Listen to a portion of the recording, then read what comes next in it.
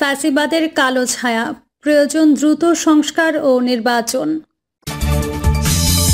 এবং সর্বশেষ জানাবো, জিয়াউল আহসানকে বসনিয়ার কসাই কারাদজিচের সাথে তুলনা। এতক্ষণ শুনছিলেন সংবাদ শিরোনাম, এবার বিস্তারিত। ফ্যাসিবাদের কালো ছায়া, প্রয়োজন দ্রুত সংস্কার ও নির্বাচন। গত 7 অক্টোবর দৈনিক ইনকিলাবে প্রকাশিত ভারতের নীল নকশায় দীর্ঘ সূত্রায়ন কৌশল, তারেক রহমানের ফেরা, হাসিনার বিচার, কোন দিকে খেলছেন আসিফ শীর্ষক প্রতিবেদনটি মনোযোগ সহকারে পাঠ করে বেশ কিছু অত্যাবশ্যকীয় প্রসঙ্গে মতামত প্রদানের তাগিদ অনুভব করছি। বিশেষত অন্তর্বর্তীকালীন সরকারের অগ্রাধিকার ভিত্তিক প্রধান এবং মূল কাজ কি হওয়া দরকার সে বিষয়ে কথা বলার সময় এসেছে। গণঅভ্যুত্থানের পর 2 মাস অতিবাহিত হয়েছে। ইতোমধ্যে বিএনপির ভারপ্রাপ্ত চেয়ারম্যান দেশনায়ক তারেক রহমান দ্রুত সংস্কার ও দ্রুত নির্বাচনের কথা একাধিকবার বলেছেন। উপরন্তু তিনি বারবার বর্তমান সরকার যেন ব্যর্থ না হয় সেজন্য সকলের সহযোগিতা কামনা করেছেন। তিনি জুলাই বিপ্লবের আগে 2023 সালের 13 জুলাই রাষ্ট্র কাঠামো মেরামতের 31 দফা উপস্থাপন করেন। সেখানে অবাধ, সুষ্ঠু ও নিরপেক্ষ নির্বাচন অনুষ্ঠানের লক্ষ্যে নির্বাচনকালীন দল নিরপেক্ষ তত্ত্বাবধায়ক সরকার ব্যবস্থার পুনঃপ্রবর্তন, নির্বাচন কমিশন ও নির্বাচন ব্যবস্থার সংস্কার এবং সংশ্লিষ্ট আইন ও বিধি সংশোধন, দুর্নীতি প্রতিরোধে দৃশ্যমান কার্যকর ব্যবস্থা গ্রহণ ও ন্যায়পাল নিয়োগ, সর্বস্তরে আইনের শাসন ও মানবাধিকার প্রতিষ্ঠা, জাতীয় স্বার্থের অগ্রাধিকার নিশ্চিত করে বৈদেশিক সম্পর্ক উন্নয়ন প্রভৃতি গুরুত্বপূর্ণ ও দিক নির্দেশনামূলক ভাবনার অবতারণা করেন। জাতীয় নির্বাচন কবে হবে তা নিয়ে সম্প্রতি সেনাপ্রধান এবং সরকারের 2 ধরনের বক্তব্য মিডিয়ায় প্রচারিত হওয়ায় রাজনৈতিক দলগুলো খাজনার চেয়ে বাজনা বেশি ধরনের আচরণের লক্ষণ দেখতে পেয়েছে। দেশনায়ক তারেক রহমান এসব পরিস্থিতি পর্যবেক্ষণ করে বারবার বলে চলেছেন, ফ্যাসিস্ট শেখ হাসিনা ও তার দোসরদের বিচার সম্পন্ন করে প্রয়োজনীয় সংস্কার শেষ করে দ্রুত নির্বাচন দিতে হবে। 2 দেশনায়ক তারেক রহমানের প্রত্যাশার সঙ্গে দেশের জনগণের চাওয়ার জায়গাটি মিলে গেছে। এজন্য সংস্কারের নামে বর্তমান সরকারের দীর্ঘসূত্রিতার কোনো সুযোগ নেই। ডক্টর মোহাম্মদ ইউনূসের অন্তর্বর্তী সরকার দীর্ঘমেয়াদে ক্ষমতায় থাকলে আওয়ামী লীগের পুনর্বাসিত হওয়ার সুযোগ সৃষ্টি হতে পারে এমন ধারণা অমূলক নয়। এর মধ্যে কিছু লক্ষণ সাধারণ মানুষকে বিচলিত করে তুলেছে। এর একটি হলো প্রশাসন এবং বিভিন্ন প্রতিষ্ঠানে জামায়াতের আধিপত্য বিস্তার। এই রাজনৈতিক দলটি ফ্যাসিস্ট হাসিনার সরকারকে সাধারণ ক্ষমা করার কথা বলেছে। গত 3 সেপ্টেম্বর জামায়াতে ইসলামীর আমির ডক্টর শফিকুর রহমান গত 15 বছরে জামায়াতে ইসলামের ওপর আওয়ামী লীগ সরকার যে নির্যাতন করেছে তা ক্ষমা করে দেওয়ার ঘোষণা দিয়েছেন। তার সাধারণ ক্ষমার এই বার্তা আওয়ামী লীগের সংগঠিত হওয়ার প্রচেষ্টাকে নিশ্চিতভাবে সক্রিয় করতে পারে। ইতোমধ্যে তারা প্রতি বিপ্লবের চেষ্টা করে চলেছে, অথচ তারা অপরাধী। তাদের বিচার করাটা জরুরি। বিচারে তাদের জেল হবে এবং ফাঁসিও হতে পারে। এ কথা মেনে নিয়েও শেখ হাসিনা নানা প্রক্রিয়ায় দলকে চাঙা করার চেষ্টা করছেন। 5 অক্টোবর 2024 অন্তর্বর্তী সরকারের কাছে সংস্কার ও নির্বাচন নিয়ে 2টি রোডম্যাপ চেয়েছে জামায়াতে ইসলামী। প্রধান উপদেষ্টার সঙ্গে প্রায় 1 ঘন্টা আলোচনা করেন জামায়াত নেতারা। সংলাপে জামায়াতের পক্ষ থেকে সংস্কারকে 1 নম্বর অগ্রাধিকার হিসেবে তুলে ধরা হয় বলে জানান আমির শফিকুর রহমান।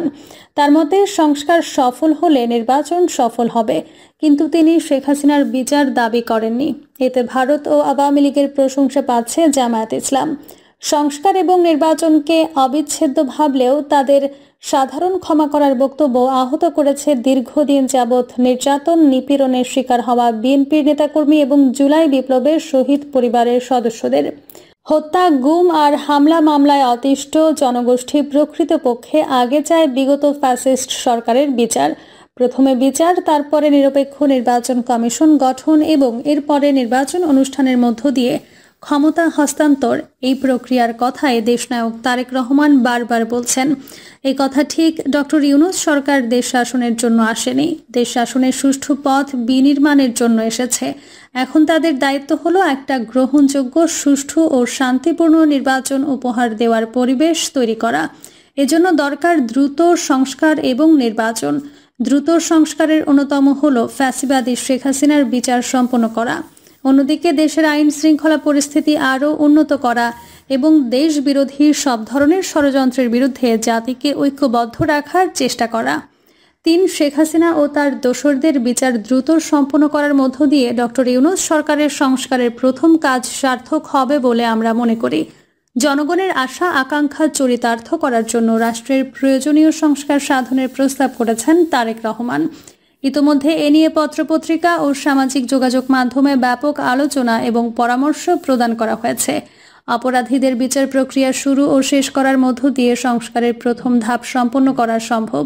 জুলাই বিপ্লবের একটি বৈশিষ্ট্য হচ্ছে এটি শুরু হয়েছিল শান্তিপূর্ণ প্রতিবাদ, সভা সমাবেশ এবং অবস্থান ধর্মঘটের মাধ্যমে। পরে সরকারের নিপীড়ন নির্যাতনের পরিপ্রেক্ষিতে তা ক্রমেই সহিংস হয়ে ওঠে। মূলত শেখ হাসিনার সরকারের কর্তৃত্ববাদী শাসন, দুর্নীতি, স্বজনপ্রীতি, বেকারত্ব, সামাজিক ও আর্থিক বৈষম্য ছাত্র ও জনতার মধ্যে গভীর ক্ষোভ ও বিক্ষোভের সৃষ্টি করেছিল। বিএনপি ও তার অঙ্গ সংগঠনগুলোর দীর্ঘদিনের ক্ষোভ ছিল স্বৈরাচারী শাসন ব্যবস্থার বিরুদ্ধে। দেশ ত্যাগের পর কয়েকটি ফোন কলে শেখ হাসিনা যে টোনে কথা বলেছেন তাকে হালকাভাবে নেবার সুযোগ নেই। মনে হতে পারে এটা তার দীর্ঘদিনের স্বভাবসুলভ দাম্ভিকতা বা হঠকারিতা, কিন্তু তা ভাববার কোনো কারণ নেই। তিনি যে ভাষায় বাংলাদেশের পরিস্থিতি সম্পর্কে কথা বলেছেন তার পেছনে ভারত আছে, এটাই স্বাভাবিক। কোনো রকম পৃষ্ঠপোষকতা বা আশ্রয় প্রশ্রয় ছাড়া এমন দুঃসাহসী উচ্চারণ করতে পারার কথা নয়। কিন্তু নেতাকর্মীদের কথা না ভেবে গদি ছেড়ে পালিয়েছেন। একটানা ক্ষমতায় থাকার পর তার এই হতাশাব্যঞ্জক পরিণতি যে কোনো শাসকের মনকে বিক্ষিপ্ত করে দেওয়ার স্বাভাবিক। দীর্ঘ 16 বছর চরম কর্তৃত্ববাদী সরকার পরিচালনার পরে তার মানসিক ভারসাম্যই থাকার কথা নয়, অথচ তিনি ঠান্ডা মাথায় কথোপকথন চালিয়েছেন। গোপালগঞ্জের বঙ্গবন্ধু কলেজে শেখ হাসিনার জন্মদিন উদযাপনে যেসব পুলিশ বাধা প্রদান করেছে তাদের প্রত্যেকের নাম ঠিকানা সংগ্রহ করে তাকে জানাতে বলেছেন। তিনি জানিয়েছেন কাউকে কোনোভাবে ছাড় দেবেন না, প্রত্যেককেই দেখে নেবেন। তার দোসরদের আইনের আওতায় এনে গুম খুনের বিচার করার বিরুদ্ধে তিনি সোচ্চার হয়েছেন যেমন, তেমনি অদৃশ্য ক্ষমতার দাপট থেকে হুমকি দিয়ে চলেছেন দেশের বিপ্লবী জনতাকে এবং ডক্টর ইউনূসের সরকারকে। ফ্যাসিস্ট শেখ হাসিনার এ ধরনের অতৎপরতার পরিপ্রেক্ষিতে আইনের আওতায় এনে তার বিচার করার সবচেয়ে জরুরি কাজ হিসেবে চিহ্নিত হবে। আসলে হাসিনার পুলিশ লীগ, সেনাবাহিনী লীগ, আমলা লীগ, সাংবাদিক লীগ, শিল্পী লীগ, টকশো লীগ, বুদ্ধিজীবী লীগ, শিক্ষক লীগ, ফেসবুক লীগ সহ যত রকম লীগ আছে তাদের বিরুদ্ধে ঠিক কী রকম ব্যবস্থা নিলে পরে এদেরকে নিশ্চিহ্ন করা যাবে এবং করা উচিত সেটা ভাবা প্রয়োজন সংস্কারের প্রথম ধাপে। এজন্য গণহত্যা তথা ছাত্র জনতা হত্যার বিচার শুরুর লক্ষ্যে কার্যকর পদক্ষেপ গ্রহণ করতে হবে। প্রধান বিচারপতিকে নিয়োগ প্রদান করা হলেও হাসিনার মাফিয়াতন্ত্র এবং ফ্যাসিবাদের দোসর বিচারপতিদের অপসারণ প্রত্যাহার আইনের আওতায় এনে বিচার করা হয়নি। সাবেক প্রধান বিচারপতি ওবায়দুল হাসান, এম ইনায়েতুর রহিম গংরা পদত্যাগ করেছেন মাত্র। জুলাই বিপ্লবের পর রাষ্ট্র ব্যবস্থার পরিবর্তন হয়েছে। ফ্যাসিস্ট শাসকের পরিবর্তে এসেছে আইনের শাসন প্রতিষ্ঠায় নিবেদিত সরকার। ফরাসি বিপ্লব, রুশ বিপ্লব, চীনা বিপ্লব ইত্যাদির দিকে তাকালে দেখা যায় ফরাসি বিপ্লবের ফলে ফ্রান্সের রাজতন্ত্রের উৎখাত হয় এবং ফ্রান্স একটি প্রজাতন্ত্রে পরিণত হয়। 1917 সালে রুশ বিপ্লবের ফলে রাজতন্ত্রের পতন ঘটে এবং একটি কমিউনিস্ট রাষ্ট্রের প্রতিষ্ঠা হয়। 1949 সালে চীনা বিপ্লবের ফলে চীনে একটি সমাজতান্ত্রিক ব্যবস্থার প্রবর্তন হয়। অন্যদিকে আরব বসন্তের কথা বলা যায়। 2010-11 সালে বিভিন্ন আরব রাষ্ট্রে কর্তৃত্ববাদী শাসনের বিরুদ্ধে ব্যাপক অসন্তোষ ও গণ অভ্যুত্থান গড়ে ওঠে। কিন্তু আরব বসন্তের পর আরবের বিভিন্ন দেশে এখন আরও প্রতিক্রিয়াশীল সরকার জেঁকে বসেছে। এসব দৃষ্টান্তের আলোকে ডক্টর ইউনূসের সরকার নিয়ে রাজনৈতিক বিশ্লেষকদের চিন্তিত হওয়ার অবকাশ থাকতেই পারে। তার বিপ্লবকারীদেরকে হাসিনার ভয়ে ভীত হলে চলবে না, তাদের লক্ষ্যে অবিচল থাকতে হবে।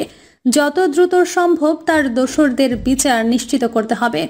4 দৈনিক ইনকিলাবের প্রতিবেদনে লেখা হয়েছে, জুলাই বিপ্লবকে ভারতের নীল নকশায় বেহাত বিপ্লব হওয়ার আশঙ্কার কথা বলতে শুরু করেছেন নাগরিক সমাজ। বিখ্যাত টাইম ম্যাগাজিন স্পষ্ট ইঙ্গিতই দিয়েছে। প্রকাশিত প্রতিবেদনে পত্রিকাটি বলেছে, সংস্কারপন্থীরা সত্যি একটি জটিল পরিস্থিতিতে রয়েছেন। অর্থবহ সংস্কার কার্যকর করতে এবং যারা নির্যাতনের জন্য দায়ী তাদের জবাবদিহিতায় আনতে সময় লাগবে। কিন্তু দিক নির্দেশনাহীন একটি দেশে যেখানে সাধারণ মানুষ অর্থনৈতিকভাবে সংগ্রাম করছে তারা ধৈর্য হারাতে বেশি সময় নেবে না। এরই মধ্যে নির্বাচন ব্যবস্থা, পুলিশ প্রশাসন, বিচার বিভাগ, দুর্নীতি দমন কমিশন, সরকারি প্রশাসন এবং জাতীয় সংবিধানকে কেন্দ্র করে 6 দফার সংস্কার প্রক্রিয়া শুরু হয়েছে। তবে সংস্কারপন্থীদের আশঙ্কা, দেশকে দ্রুত সংস্কারের দিকে নিয়ে যেতে না পারলে আওয়ামী লীগ আমলের নানান দুঃসহ স্মৃতি সাধারণ মানুষের মন থেকে মুছে যেতে শুরু করবে। রাষ্ট্র সংস্কারের নানাবিধ উদ্যোগের মধ্যে শেখ হাসিনার ধ্বংস করে যাওয়া প্রতিষ্ঠান সংস্কারের বহুবিধ কমিশন গঠিত হওয়ার প্রেক্ষিতে তারেক রহমান মনে করেন সংস্কার হওয়াটা জরুরি। প্রিয় দর্শক, এই ছিল এখনকার সর্বশেষ সংবাদ। আপডেট সব সংবাদ পেতে চ্যানেলটি সাবস্ক্রাইব করে বেল আইকনটি ক্লিক করে রাখুন।